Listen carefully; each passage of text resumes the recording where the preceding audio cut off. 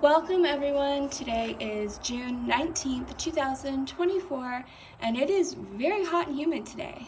It is really humid. So out here, it is very hard to breathe when it's very humid, unless you're maybe swinging on a porch swing and it's a nice cool breeze in the shade. You might be okay, but I don't have air conditioning up here. So I just have a little like 5,000 BTU air conditioner in my upstairs bedroom because that's the only place that I can have the smallest air conditioner I could find that doesn't blow all the breakers.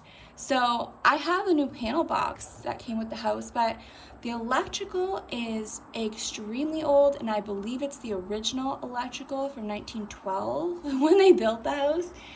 So I am taking a break from the air conditioning and doing some work in the house and sitting here in my cat's playroom. Yes, she has a playroom.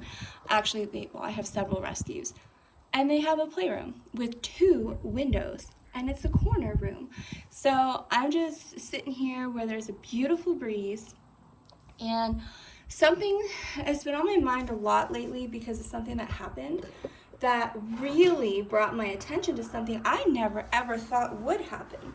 It's not bad, but it was just very unexpected and shocking. So I thought it's a good time to let people know of some things that I learned about the importance of having a will, and not just a will in case you die, but a living will in case you're still alive, but you're, for whatever reason, could be a coma, could have an injury, and you can't think very, just the way that you used to, and you're deemed mentally unfit to make your own decisions and stuff.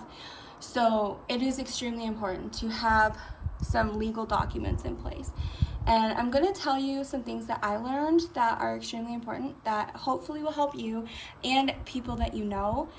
And then I'll also tell you about my experience and what just happened to me that was very shocking and just taught me something that I never thought would happen, and why it's even more important to have a will, even if you have nothing.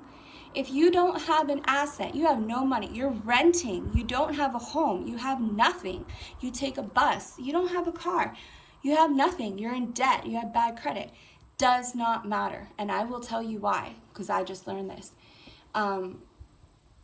So what I want to do first, because my battery is a bit low, I just got my will out so I could just try and find the specific section, but I'm not going to really show you because it has personal information on it, but I am reading my will. So one of the very first things I did when I moved here after I bought my house is I found a really good lawyer, and I made sure I had my will done. And I personally picked a lawyer that has a lot of experience, so like an older lawyer, and this one was actually retiring after he did my will. So he knows what he's doing, and that's what you want. Someone that has a lot of experience, knows what they're doing. And he taught me something too that I'm going to share with you. So this number 1 is to make sure that you have a lawyer that looks into your laws and regulations and stuff regarding government facilities, or not even government, just any facility that you could be put into, and how that affects your personal belongings and possessions. Because back in 2020, when we had the 3-year event, it's pretty much still going on, I noticed that when people, certain high-level people, were talking about things and giving information and proof of things that they were doing that were not good, they were being rounded up and they were being put into a mental facility against their will and deemed mentally unfit. so that they could not continue to speak the truth and provide us with facts and information. And it was a really, really disturbing and horrible thing to see being done to good people that are 100% of sound in mind. So I actually learned something from that. And that is, in most places, again, it depends what state, province, country you live, in most places, if you're put into a mental facility, and it can also be other facilities too, it could be a nursing home. It just depends on where you live. So what happens is, in many cases, if you're put in one of these facilities, you become like a property of the government or a ward of the government.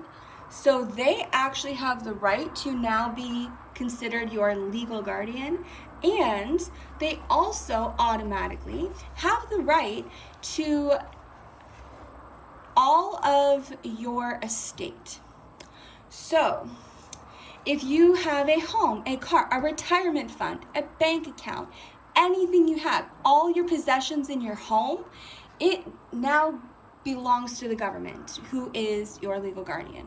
There's like I said, it's not for everywhere, but my lawyer showed me this one section here in Canada in our laws, and he purposely put a section in my will to protect me from this, just in case. But basically, they not only have say over your life and make all of your decisions for you, so they decide what medications you're going to get or not get, what treatments, and you have no say over your life. So they make your decisions, but they also now become the owner of your estate. Even if you have a will that says, if you die, this person gets everything, well, guess what? You're not dead. So while you're alive, they have, what's that term? I forget the term, but anyways, they now become the sole whatever of your estate while you're alive. So they normally, what they'll do is, if you have a home, they will sell it and they pocket the money. All your belongings, they'll sell it. So when you go into these facilities, they take everything you own, they take over your bank account, everything now becomes property of them. And I found that extremely horrible and disturbing, but it's just how it is. So there was a section in my will where my lawyer put in there the section, and he put, let me see, I think it's the Mental Health Act, RSBN 1980, Chap M-10. Anyway, so he put a thing in my will that states, because there is a way around this. If I were to go into any kind of facility, like a mental health facility or anything, like say you had dementia and they put you in a nursing home because you're mentally not stable or whatever the case may be, it specifically states in my will that I do not consent or agree to to whoever having any say or claim to my estate or having any say over my life and my welfare and everything. So it just states in here specifically who I give permission to speak on my behalf if I'm deemed mentally incompetent or whatever the word is. So I actually physically have it in here who gets say over my life and to make all my decisions, and who has the legal claim to my possessions. So if I went into a nursing home or a psychiatric facility, then this person can make all the decisions on my life. They can decide what medications I get and don't get, treatments, every single decision about me they make, and all of my home, my belongings, my pets, everything goes to this person while I'm alive. So it is extremely important to make sure that you have a living will. So while you're still alive, you can make the decisions on what you want for your life and your loved ones. And you do this now before something happens. So if something happens, then your wishes are going to be granted and your rights are not taken away from you. So that was extremely important to have in my living will. I have two. I have my power, well, I have my power of attorney, and then I also have my will. So I have a will in case I die, and I have a will while I'm still alive. So very important. Make sure you have a will that states what you want done if something happens while you're still alive. And then you also want a will in case something happens while you pass away. And you also want a power of attorney as well. So that's number one. Number two, so first thing I did when I moved here is I made sure I got a will. And the main reason I did that is because I wanted to make sure that nobody in my rotten family, because there's not one person left that's good, can benefit in any way from anything that I have. They cannot have any claim to my home, my property, my belongings, my pets, my bank account, if I ever have money in there, just anything. I wanted to make sure because they don't deserve it. They were horrible to me my whole life. The only good people that I had are gone, passed away. So the only ones left, they don't deserve anything. I don't associate with any of them in any way. And sometimes it doesn't matter if it's family. I think it's extremely important to surround ourselves with good people that bring you up and support you and want to see you successful and happy and, and take pride in good things that happen to you. And instead of the opposite, and do everything they can to make your life a living hell and want to see you homeless on the street and begging them for help so they have control and power over people. And it's just messed up. So I choose to make my own family, and I surround myself with only good people that are positive and just very good people. So I want to make sure that they do not benefit in any way from anything that I have. And so when I had my will done, I made sure that there's no way that they can make a claim to anything in any way. And they also do not have any legal right to any information at all. So if I die, they can't even get like a medical document or anything like that, because it's in my will that they do not have the right to any information about me in any way. So anyways, that's why I had my will done. And then that's when my lawyer told me to make sure that I have this in my will, just, the mental health section thing. So very grateful that he did that. And so this here, it actually just happened. And this is what I want to make sure everybody knows, because a lot of people, I find, don't bother getting a will because they think, well, I don't have anything. I don't need a will. I don't have anything. And that doesn't matter, because just because you don't have something now doesn't mean you won't have something later. And so I'm going to tell you what happened. So, my family, there's only a few good people, and they were just the most amazing people. My grandpa, I love him more than anybody. He's always been my favorite person in the world. There's not one bad thing or negative thing I could ever say about my grandpa. There's just not. He's always been perfect to me, and I love him so much. And I spent most of my life with my grandpa. And I would always be at my grandparents' house. Grandmother, just like my mother.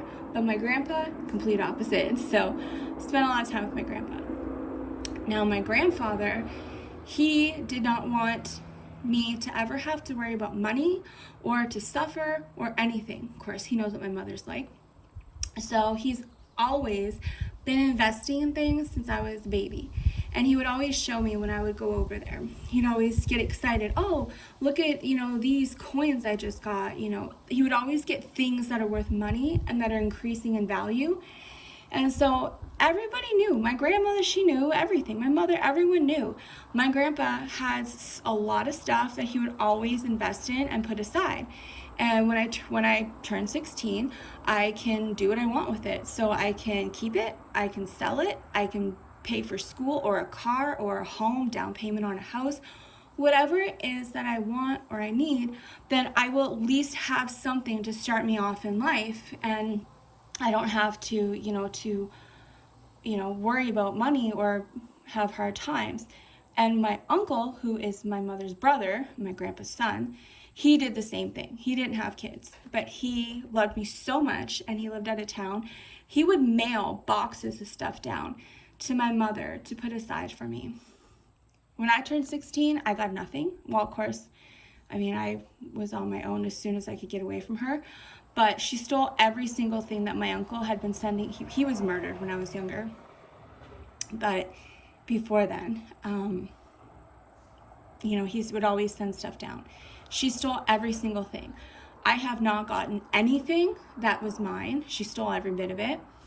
Now, my grandmother, when my grandfather died, every single thing that my grandpa put aside that was for me, and she knew it was for me, everyone knew, she stole every single bit of it. And from what I was told, she sold it and bought a camper, which she hardly ever used, and then sold the camper. I literally did not get 1 cent, purposely, because it's just the way they are. They take pride. They feed off of that kind of stuff. So not good people. And I never even got one thing from my grandpa. Not even a sock, nothing, not even a shoe. And my grandpa loved me more than anybody, and everyone knew that.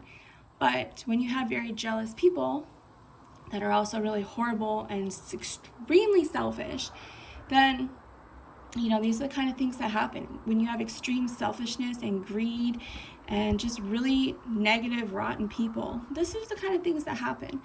So my grandmother stole everything that was supposed to go to me. My mother stole everything. And then, to make it worse, my mother, before my dad died, so when my dad died, she also made sure I never got one thing. But I was closer to my dad than anybody, and I was the only one that cared about him.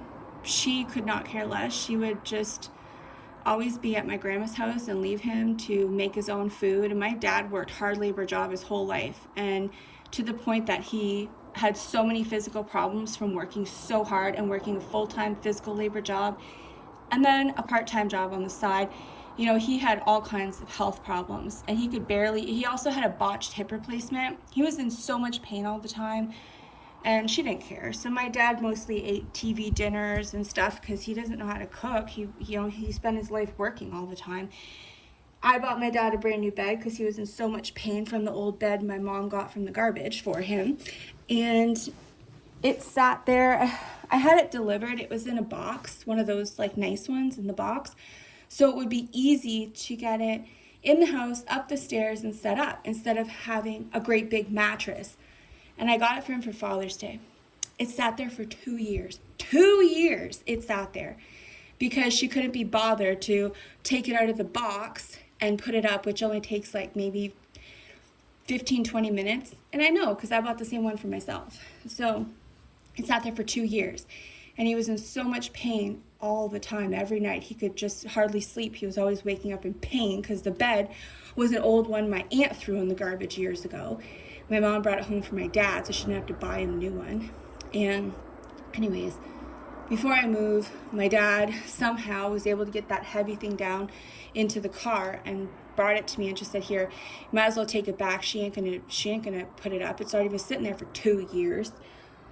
So anyways, my dad passed away. I never got anything, and they do it on purpose, for revenge, because they hate me, because they're just like that. I would never conform. I don't want to be like them, and I refused it since I was very little. I can remember grade 1. I can remember, why are my friends' parents and family not like mine? Something's wrong. And I just never wanted to be like them. I always wanted to be like my grandpa. And, people like that, they don't take well to people that don't allow them to have control. So when you have people that are sociopaths and just really awful, and they feed off of controlling people And when you don't give them that control, a lot of times they will retaliate, and they will do anything they can to ruin your life as retaliation for not, just worshiping them and doing what they say and wanting to be like them and all that stuff. So my dad, before he died, he wanted to help me. My dad bought his house with 4 acres out in the country way before he ever met my mother. That was my dad's house. He bought that house. He paid every mortgage payment from working hard. My mother she wouldn't work. She just fed off my dad. And he made every mortgage payment, every property tax payment. He did all the maintenance. She won't cut grass. She won't do nothing. She makes my dad do it all. After working hard labor, a full-time job, and a work on the side, while she watched TV and goes to my grandma's so she doesn't have to cook or clean or do anything. Anyways, she treated my dad horrible. And my dad, he hated seeing, what they've done to me, and me having to, I would work every shift I could get, and it was hard to come up with rent because I have no help, and all my money goes to rent, and then there's nothing left, and it costs money to live. So anyways, I would find really cheap houses, really, really good deals, like $17,000 for a beautiful 1-floor home with a backyard, a basement, a carport. There's nothing wrong with it. It's just because it's up north, and nobody wants to live up north. And a lot of people just want to get rid of their homes. I could have got a beautiful home for $17,000 because they wanted to get rid of it. And they were even going to go down to $15,000. And I could not get help for the life of me. So my dad, his house is paid off, and it's worth a lot. And he went to the bank because he wanted to take out a line of credit for $20,000 so that I could buy the house and move. And I wouldn't have to keep wasting all my money on rent to no end year after year, and just being, struggling and barely being able to get by and being miserable. And my mother purposely would not sign the paper so that my dad could take a line of credit out on his own house, and then I would just pay my dad back a little bit every month instead of paying a bank, because I couldn't get financing from a bank. And she purposely wouldn't do it because her life goal was to see me on the street and homeless. And I was told that she believed that when I was put out on the street when I turned 16, because I showed my sister's social worker pictures of the inside of the house, so they wouldn't believe that I was a chronic liar like my mother was telling them. She told them I had mental illness and all kinds of stuff, not to believe anything I say. So I secretly took pictures of the inside of the house so I could show them I ain't lying. And they almost fell off their chair and all that stuff. So she got pissed right off, because now people know that she's the liar and she's the one with mental illness who treats her kids like this. So anyways, it's just, she's had revenge for me for a long time. When I turned 16, she had the social worker come and take me from the home and put me in a homeless shelter, because she thought that that would break me, and that I would come begging, and I would do whatever she says, and she would be able to have control over me, which she's never been able to do, because I don't want to be like her, and I refuse it. And that never happened. I'd rather live in a homeless shelter than to be with her. And I stayed there for, it was an apartment for homeless teens. And I went to school every day to finish high school until I could finally get out of there. And I just started working so I could pay rent and not have to live in a homeless shelter, because my mother is disgusting and evil. And I never talked to her or associated with her since. Who does that to their kids? And anyways, so she refused to allow my dad to help me with his own things, because for some tax reason, my dad added her name to his house when they got married. And that meant that my dad couldn't do anything unless her, as a co-owner, signed. So, she took so much pride in knowing that she's the one that controls whether I can have a home to live in, or if I have to keep giving all my money to rent and have nothing to show for it, and I can't do anything. There's no money left. How can you save money for down payment on a house when you have no money to like save. I could barely afford rent. And then you have utilities, and you have phone, and you have, like food and stuff. So anyways, she took so much pride for so many years. And then, so my dad died in 2022 in June. But what happened is that his brother died the following January 2023. Now, my dad's property, originally it was in my dad's name and his brother's name, because even though my dad bought it, it was also his name, my uncle's name, because my dad took care of his parents till the day they died. He refused to put them in a nursing home. He believes that you take care of your parents, you don't put them in a nursing home. And he took care of them until they died when I was 2 years old. And so when my dad had it in his name too, so if something happens to my dad, then it would go to my uncle, so that, to make sure that he could take care of my grandparents so that they could stay in my dad's home, and they didn't have to worry about anything. Well, my dad got married. He had, my uncle take his name off the property, and he put it in my mom's name. Well, funny thing is that my dad's property was originally in 2 parcels. My dad, he never knew this, because if he did, when we went to the bank, he would have been able to tell them, because he was heartbroken that the bank said he couldn't do anything unless my mom signed the paper agreeing for a line of credit. My dad didn't know that 3/4 of the property is his without her name on it. So what happened is my dad has 4 acres. So the front part of the property is about 1 acre with the house, but the back of the property, all 3 acres, and the property values there have skyrocketed. That is still in my dad's name and my uncle's name, not my mother. And it's a joint ownership. So as soon as my dad died in June, my uncle automatically became sole owner of the 3 acres of my dad's property. So my uncle, he didn't have anything. He didn't even have a will. He was in a nursing home. And he died in the January 2023, like 7 months after my dad. 7 months. So he died. Well, my uncle never knew that this property was in his name. My uncle didn't have a will. He didn't have a wife. He didn't have kids, nothing. So I just found out 2 years, well, no, it'd be like, I guess, 1.5 years later, I got a contact information to a lawyer that I had to call. And I was told that I need to provide my address so they could serve me with an application for claim. So when my uncle passed away, he passed away owning 3 acres of land behind my dad's house that my dad believed was all one parcel. My dad was paying the property taxes every year, maintaining it.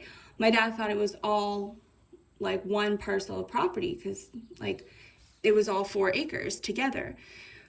So my uncle died owning 3 acres of land, and he doesn't have a will, and he has nothing. So this is why it's extremely important. Make sure that you have a will. It doesn't matter if you don't have anything. My uncle was in a nursing home. He had nothing. Absolutely nothing. No property, no nothing. No possessions, nothing.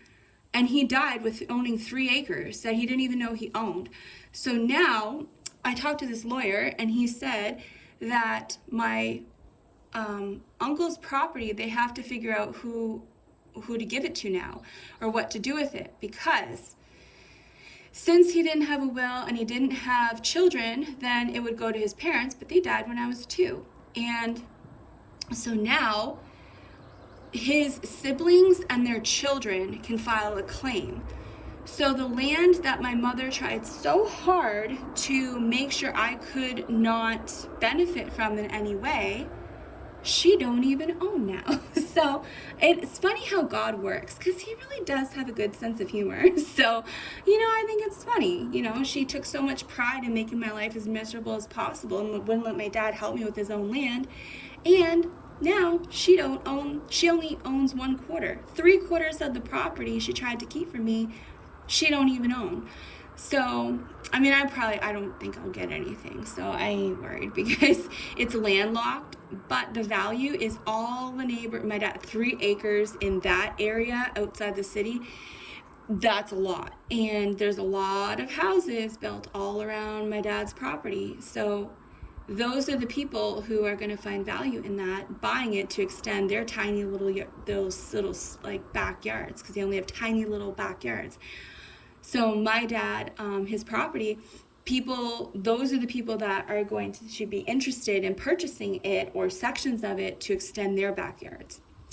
Or I believe my mother's selling the house. So whoever buys the house, there would also most likely be the ones to be interested in buying the land behind it that we all thought went with the house.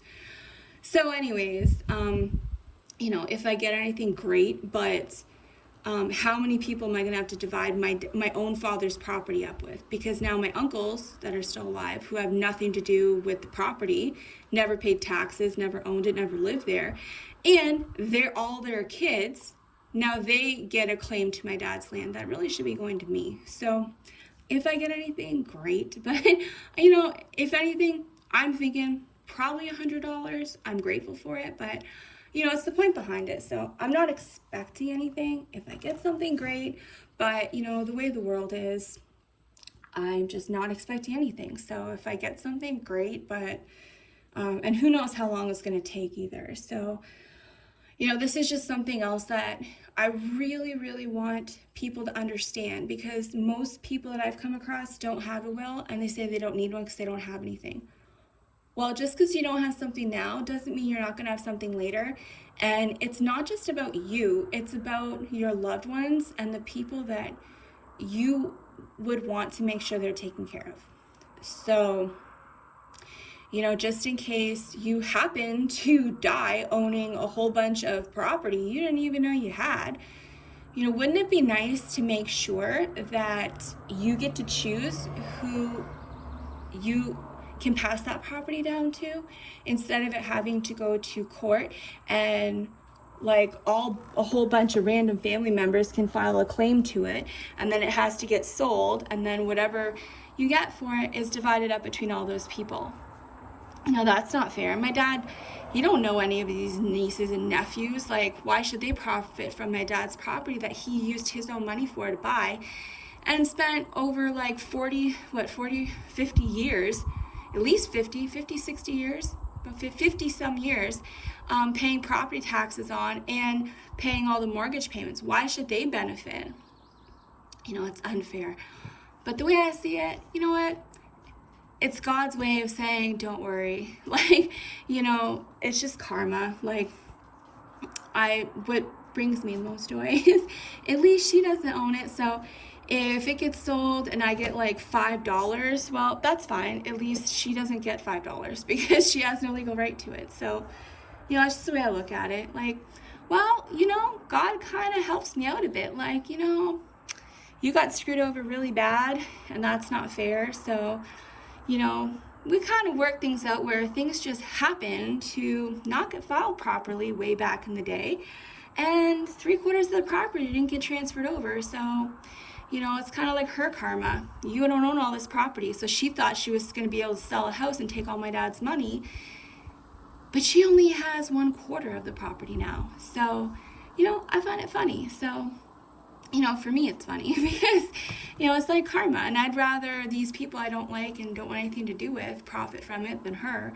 So, it's fine. It is what it is. But it's just really important that people understand this kind of stuff, because it's so unfair to your kids or your loved ones that deserve it, and that you would want to make sure profit from any of the things that you may have. Even if it's property that you just didn't even know you owned all these years, or anything, you just don't know.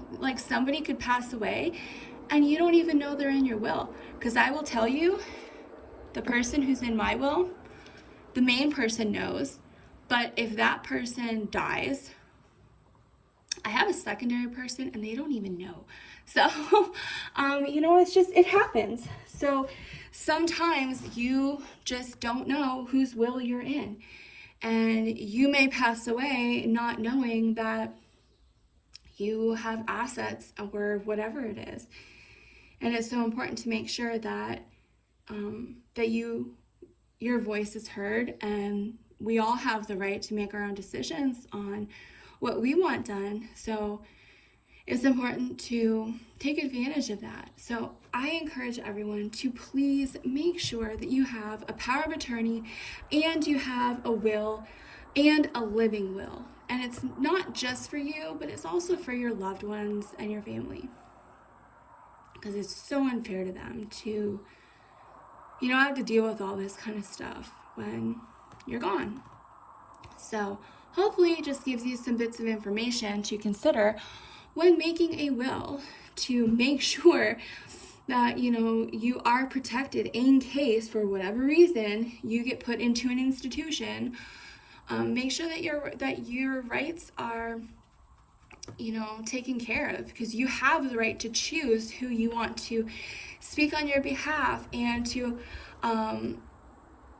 take over ownership of anything and everything that you have instead of the government. Because if you don't specifically state that in your will, then while you're still alive, they can take everything and your family gets nothing. So they can sell your home, all your possessions, take all the money in your bank accounts, and your family gets nothing. Even if your will states that this person is my sole heir. Okay, but that's only if you die.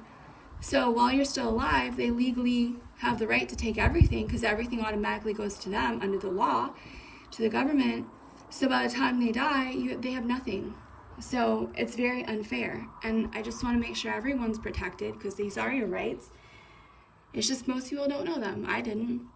So hopefully that helps you and you can avoid these kind of issues.